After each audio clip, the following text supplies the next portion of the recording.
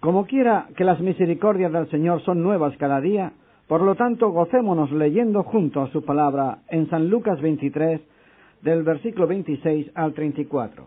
Y llevándole, tomaron a cierto Simón de Cirene que venía del campo, y le pusieron encima la cruz para que la llevase tras Jesús.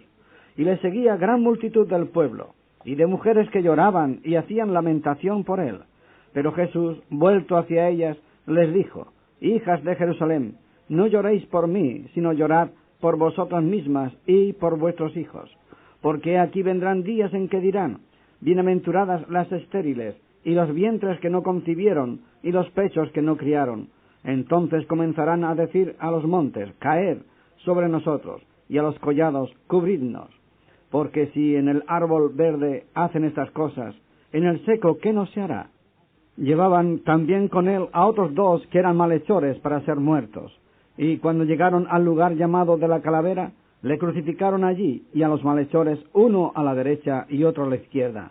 Y Jesús decía: Padre, perdónalos, porque no saben lo que hacen.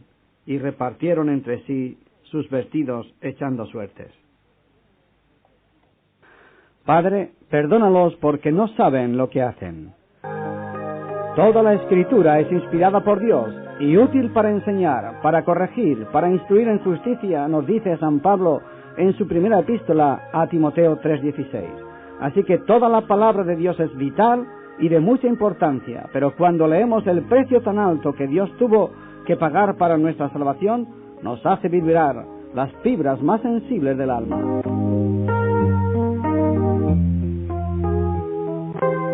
Si nuestros padres nos dan consejos durante su vida y nosotros no les hacemos caso por creer que son unos refunfuñones, no sucede lo mismo cuando están moribundos y siguen aconsejándonos. Sus palabras las guardamos en lo más profundo del alma. Ojalá pase así con las últimas palabras de Jesús en la cruz.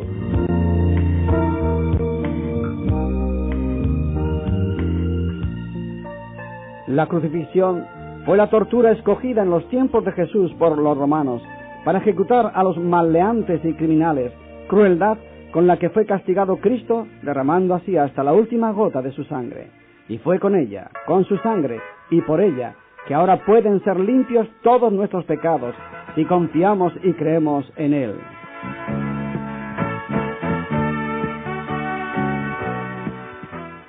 Como veremos más adelante, una cosa es hablar del perdón y otra muy distinta es perdonar. Humanamente no es fácil.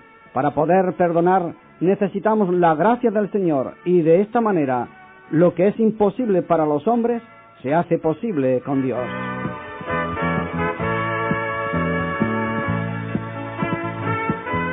El Señor contó la parábola de un acreedor que tenía dos deudores. El uno le debía 500 denarios y el otro 50. Y no teniendo ellos con qué pagar, perdonó a ambos. Di pues, ¿cuál de ellos le amará más? San Lucas 7:41-42, enseñándonos, entre otras cosas, que todos somos pecadores, en más o en menos, pero al fin y al cabo, todos pecadores.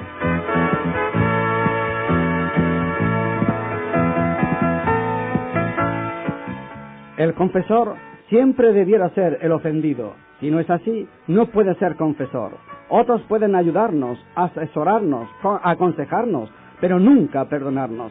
Solo el ofendido lo puede hacer y Dios, que es nuestro Creador, ya que al ofender a su criatura, lo estamos ofendiendo a Él.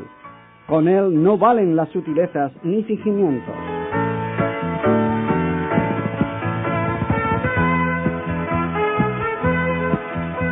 Nuestro interior está tan corrompido que no tenemos ojos para poder vernos.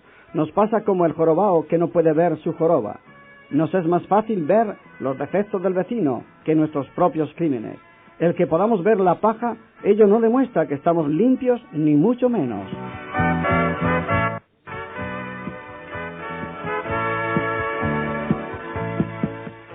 Siempre tenemos presente el mal que nos hacen, pero ¿te has parado a pensar de una manera realista los males que tú has causado a esas mismas personas?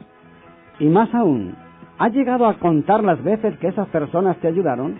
¿O eres de los que olvidan los 100 favores hechos por un supuesto mal que te hicieron? Contra el mal solo existe, que yo sepa, un arma que es infalible, que puede hacer claudicar a tu enemigo. No sé si haré bien con decirte cómo se llama. Dicho artefacto sirve tanto para la ofensiva como para la defensiva. Se llama el bien. Sí, San Pablo decía, no seas vencido de lo malo, sino vence con el bien el mal. No paguéis a nadie mal por mal. Procurad lo bueno delante de todos los hombres. No os venguéis vosotros mismos. Romanos 13, 17, 19 y 21.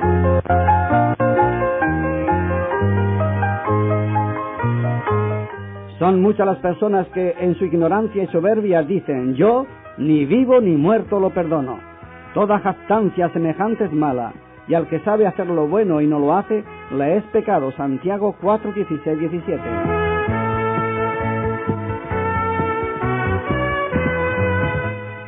Cuando perdonamos a nadie beneficiamos más que a nosotros mismos, no solo porque podemos ser perdonados por Dios, sino porque lo ganamos tanto en salud espiritual como en salud física.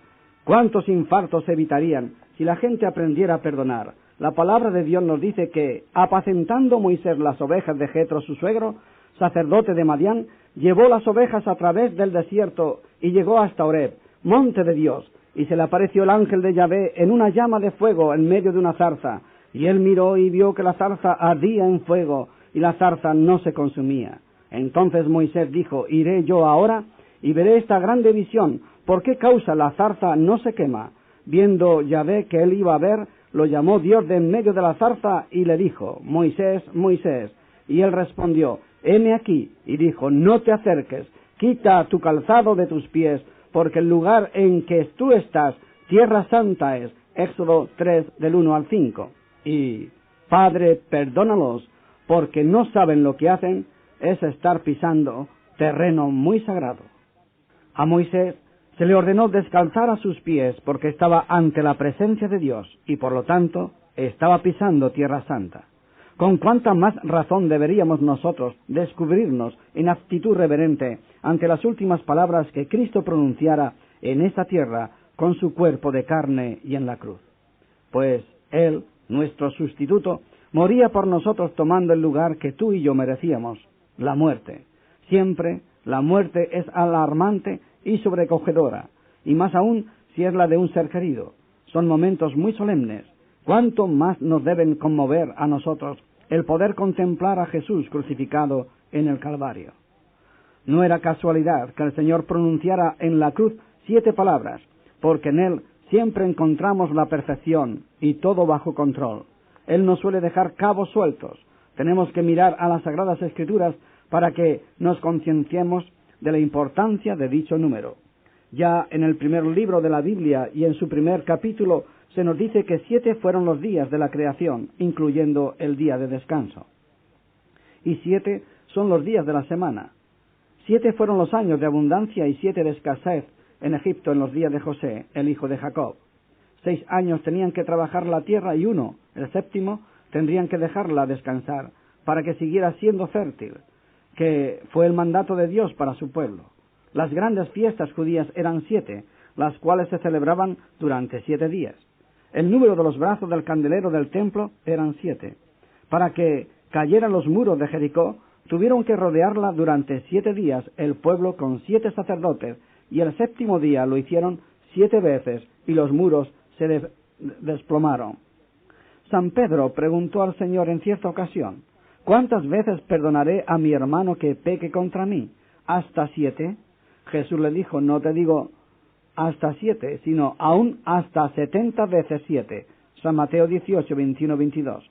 El último libro de la Biblia está repleto de este guarismo, ya que en él se habla de 7 iglesias, 7 candeleros, 7 estrellas, 7 espíritus, 7 sellos, 7 trompetas, 7 truenos, 7 copas, 7 plagas, 7 ángeles, etc.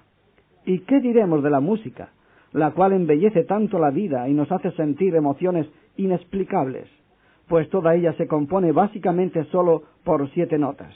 Y 7 fueron las palabras que Jesús dijo en la cruz, de las cuales, y con la ayuda del Señor, con mucho temor reverente, comentaremos. La primera, como el amado oyente sabe, fue, Padre, perdónalos, porque no saben lo que hacen. Para ello, pongamos un poco de imaginación y subamos al lugar que se llama la Calavera, fuera del Real. Acompañemos a la multitud deseosa de ver el espectáculo de la ejecución de unos malhechores, bandidos, homicidas o asesinos.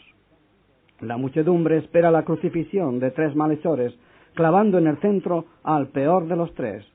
La noche anterior la gente había estado gritando: «¡Crucifícale! ¡Crucifícale!», a la vez que pedían soltaran a Barrabás, un famoso preso que, en un motín junto con sus compañeros, habían cometido un homicidio. Con dichos gritos lograron condenar al inocente. No faltarían los que gozaran al verle azotado y atormentado, con mojicones, insultos, etc., siendo objeto de mofa, burla y desprecio. Al Señor de señores, al Creador, cuánto ultraje sufriste, Señor, por mí. Ya ha llegado el momento de la ejecución, y podemos seguir la escena con nuestra mente. Cómo le tienden en el madero, el cual está en el suelo. Se le ofrece hiel con vinagre a la víctima, brebaje que acostumbraban a dar a los condenados a fin de entorpecer los sentidos y con ellos mitigar el dolor. Pero Cristo lo rechaza, porque quiere morir en posesión de todas sus facultades.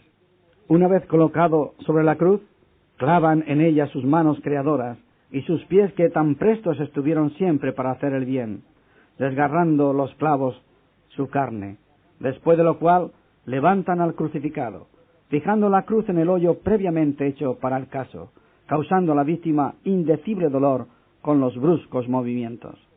Con toda probabilidad, fue en algunos de estos momentos de atroz tortura cuando el Señor clamó: «Padre, perdónalos, porque no saben lo que hacen», intercediendo así por sus verdugos como por sus enemigos, como por todo el mundo, también por ti y por mí. El profeta Isaías ya lo había anunciado que así ocurriría: sería despreciado y desechado entre los hombres, herido fue por nuestras rebeliones, molido por nuestros pecados. Yahvé cargó en él el pecado de todos nosotros. Como cordero fue llevado al matadero, derramó su vida hasta la muerte, y fue contado con los pecadores, habiendo él llevado el pecado de muchos y orado por los transgresores. Isaías 53. Nuestro amado Salvador había enseñado a sus discípulos que perdonaran siempre, fueran las circunstancias que fueran, y no tan solo 7 veces, sino hasta 70 veces 7. Ahora, Él está colgado de una cruz injustamente y nos da ejemplo. En situación tan crítica y dolorosa, de sus labios no sale una queja, y mucho menos un reproche, sino palabras de indulto y de tolerancia. Padre, perdónalos, porque no saben lo que hacen. El Señor es de los que predican y dan trigo. Nadie ha podido amar tanto como Él nos amó. Cuando enseñó el Padre Nuestro, entre otras cosas dijo: «Perdónanos nuestras deudas, como también perdonamos a nuestros deudores». Y más abajo aclararía diciendo: «Porque si perdonáis a los hombres sus ofensas, os perdonará también a vosotros vuestro Padre Celestial. Mas si no perdonáis a los hombres sus ofensas, tampoco vuestro Padre os perdonará vuestras ofensas». San Mateo 6:12 y 14:15. Sé que todo esto es muy bonito para decirlo, pero no tanto para ponerlo en práctica, ya que para poder perdonar, tal como Dios quiere que perdonemos, hace falta que ocurra un milagro en nuestra vida. Milagro que por medio del Santo Evangelio sucede cuando recibimos al Señor como Salvador, porque en términos generales a todos nos gusta quedarnos bien, pero siempre encima, como el aceite. Si tú me dañas un dedo, yo procuraré quebrarte el brazo. Tenemos que reconocer que somos duros y difíciles para perdonar. A un moribundo se le amonestó de que perdonara a alguien con el cual estaba de pugna por muchos años, y el enfermo accedió. Con el tiempo, el agonizante mejoró y sanó. Una vez restablecido, se reafirmó en su odio contra aquel que supuestamente había perdonado. Son muchas las personas que actúan de la misma manera, y otras perdonan, pero ¿de qué manera? Puesto que dicen: «Yo la perdono, pero a mi casa que no venga». ¿Es este el perdón del cual habló Cristo? No. Cuando Dios perdona, si lo hiciera así, nadie podría salvarse. Él, cuando nos perdona, no solo se olvida de nuestros pecados, sino que nos acoge con amor entrañable. Mira, amado oyente, con la dulzura que nos trata al respecto. Deje el impío su camino, y el hombre inicuo sus pensamientos. Y vuélvase a Yahvé, el cual tendrá de él misericordia, y al Dios nuestro, el cual será amplio en perdonar. Isaías 55:7. Nuestro perdón, si alguna vez perdonamos, debería ser real, pero son tantas las cosas con las que fingimos en la vida que ésta llega a ser una más, y por lo tanto siempre nos queda la duda si el perdón que dimos fue dado a mi manera o como Dios manda. Para salir de dudas solo hay una manera de saberlo, y es preguntándonos: ¿amo a la persona perdonada o le guardo rencor? Si todavía anida el resentimiento, eso quiere decir que hemos perdonado de boca, pero no de corazón, ni como la palabra de Dios demanda. El Señor dijo: ¿oísteis que fue dicho, amarás a tu prójimo? Pero yo os digo, amad a vuestros enemigos, bendecid a los que os maldicen, haced bien a los que os aborrecen, y orad por los que os ultrajan y os persiguen. Mateo 5, 43, 45. Así enseñaba el Señor, y ahora decía: Padre, perdónalos, porque no saben lo que hacen, porque Él realmente amó y nos ama. Santiago, en su epístola, nos dice: ¿de dónde vienen las guerras y los pleitos entre vosotros? ¿No es de vuestras pasiones, las cuales combaten en vuestros miembros? Santiago 4:1. Al ser humano le agrada más la guerra, la defensa y el ataque que el perdón. Es una hipocresía repetir el Padre Nuestro cuando no perdonas. Pero la advertencia y la condición de Dios, si queremos su perdón, es bien clara: si no perdonáis a los hombres sus ofensas, tampoco vuestro Padre os perdonará vuestras ofensas. Hace muchos años que, visitando a una enferma, cuando le estaba leyendo la palabra de Dios, en ese momento entró su marido de avanzada edad. Se acercó y escuchó. Y una vez terminé, dialogamos, y él me dijo: yo no puedo perdonar. Han sido muchos los males que me han hecho y hasta me han arruinado. Un servidor sabía que era muy cierto lo que este hombre me decía, ya que por causa de la política había sido molestado abusivamente. Recuerdo que me quedé sin saber qué decirle. Después de un silencio reaccioné y, entre otras cosas, le dije: sé que usted tiene sus razones, pero también sé que el Señor tiene las suyas, y que Él sabe lo que dice y por qué lo dice. Y si queremos ser perdonados, antes debemos nosotros perdonar. No ignoro que es difícil, pero esa es la condición que Dios nos exige. El viejete, con semblante de preocupación, se marchó de la habitación. Al día siguiente le dijo a su esposa en dulce murcianico: cuando venga Paquico, así me llamaba cariñosamente, si yo no estuviera, que procuraré estar, le dices que anoche hice todo cuanto él me dijo. Perdoné a mis enemigos y a la vez yo he sido perdonado por Dios. A la tarde le fui a ver, pero en cuerpo presente. Después de la comida se trastornó y en pocos minutos murió. Que a tiempo había recibido el perdón de Dios, porque él a su vez había perdonado a sus enemigos. Amado oyente, nuestro amado Salvador te ofrece su perdón, pero ¿tienes tu rencor? ¿O le guardas resentimientos a alguien? Si así fuera, tú mismo te estás cerrando las puertas de la eternidad con Dios. Y como quiera que tú no quieres ir a un infierno, pero tienes ese resquemor contra ciertas personas, entonces te recomiendo que le pidas a Dios desde este momento que te ayude a perdonar de corazón. Estoy seguro que si lo haces, lo conseguirás, pues Cristo desde la cruz ya oraba por ti cuando dijo: Padre, perdónalos porque no saben lo que hacen. Si el Señor lo permite, vamos a analizar brevemente estas palabras de Jesús en el Calvario. Padre, Jesús se dirige a Dios como el sumo sacerdote y representante de la raza, como bien se nos dice en su palabra, porque no tenemos un sumo sacerdote que no pueda compadecerse de nuestras debilidades, sino uno que fue tentado en todo según nuestra semejanza, pero sin pecado. Hebreos 4:15. Perdónalos, no así porque sí. Cristo en esta oración no trata de disculparnos, sino que pide el perdón de nuestros pecados en base de su muerte y de nuestra ignorancia.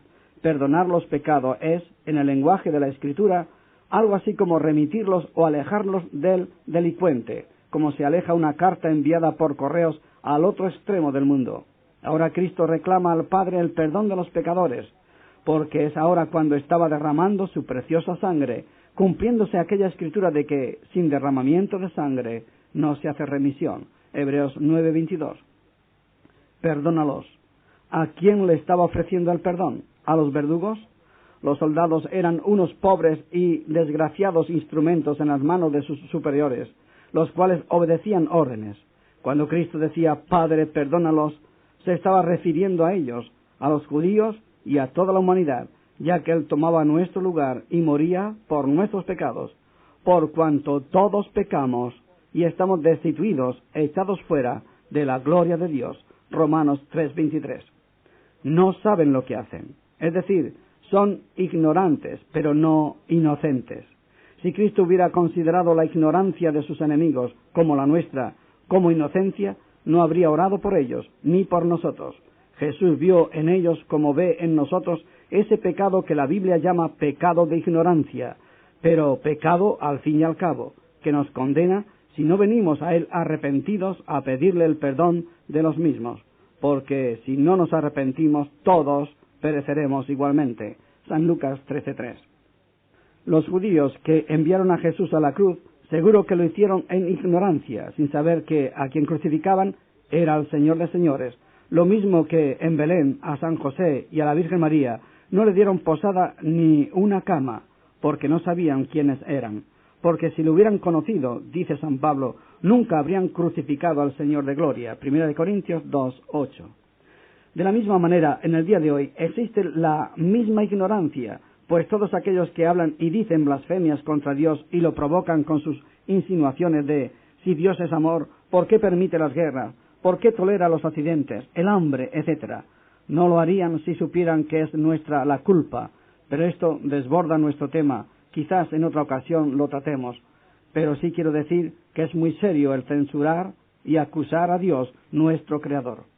Son muchas las personas que en su ignorancia, no en su inocencia, porque no tenemos nada de inocentes, dicen barbaridades contra Dios, pero Dios, habiendo pasado por alto los tiempos de esta ignorancia, ahora manda a todos los hombres, en todo lugar, que se arrepientan, por cuanto ha establecido un día en el cual juzgará al mundo con justicia, por aquel varón a quien designó, dando fe a todos, con haberle levantado de los muertos. Hechos 17, del 30 al 31. Así que Dios no nos disculpa, pero nos perdona si arrepentidos volvemos a Él por medio de su Hijo, porque es su Hijo quien dice, Padre, perdónalos, porque no saben lo que hacen. Somos tan tontos y tan caprichosos en nuestros razonamientos que cuando algo marcha mal, las culpas a Dios. Si el amado oyente fuera uno de los que, cuando se irritan, toda su cólera la descargan contra Dios, contra el cielo e inclusive contra todo lo sagrado, te recomiendo que oigas lo que Cristo dijo en la cruz. Padre, perdónalos, porque no saben lo que hacen. En la ciudad de Marsella vivió un hombre llamado Guisón. Siempre estaba ocupado. Al parecer ambicionaba ahorrar dinero por medio de su industria y su sencillez. Sus vestidos daban evidencia de un uso largo y continuado. Sus comidas eran lo más baratas y sencillas. Vivía solo, negándose los lujos y las comodidades ordinarias de la vida. Era conocido en Marsella como el avaro. Y aunque era honrado en sus tratos y negocios y fiel en sus deberes, con todo, la gente lo despreciaba. Los muchachos, al ver la miserable figura en la calle, le gritaban, ¡ahí va el avaro! Pero él continuaba su camino sin hacerles caso y sin quejarse. Y siempre que le hablaban, contestaba cortés y gentilmente. Día tras día, año tras año, al ir y venir de su trabajo, los muchachos lo maltrataban de la manera siguiente. ¡Ahí va el avaro!, arrancando sonrisa de los mayores en vez de compasión. Al correr el tiempo, las huellas de la vejez se hicieron sentir. Ahora sus pasos tambaleantes eran sostenidos por un bastón. Sus espaldas estaban curvadas por su incesante trabajo. Su cabello blanco como la nieve, hasta que un día murió. La curiosidad de los vecinos les llevó a enterarse de que el ancianito había amasado una fortuna de 8 millones de francos en oro y plata. Estamos hablando de principios del 1800. Y, entre otros documentos, hallaron su testamento que, entre otras cosas, decía: una vez fui pobre y observé que la gente de Marsella sufría en extremo por la necesidad de agua potable. No teniendo un servidor familia, decidí dedicar mi vida al ahorro para tener dinero suficiente para construir un acueducto y proveer de agua a los pobres de esta ciudad. a fin de que hasta el más indigente tenga toda el agua que se necesite. Canal que se construyó entre el 1837 al 1848 a una distancia de 155 kilómetros. El amado oyente puede darse una idea de cómo quedarían los vecinos de Marsella al enterarse de que el despreciado, abucheado y maltratado avaro solo había vivido y trabajado en favor de tan desagradecidos, maleducados, repulsivos e insoportables conciudadanos. Guisón vivió y murió para llevar a cabo este noble propósito. ¿Y tú, cómo te quedas al saber todo lo que Cristo tuvo que sufrir para tu salvación? Todo esto es una pobre sombra comparado a la gran realidad de lo que Cristo tuvo que hacer por nosotros, ya que Él nació, vivió y murió y resucitó para poder salvarnos.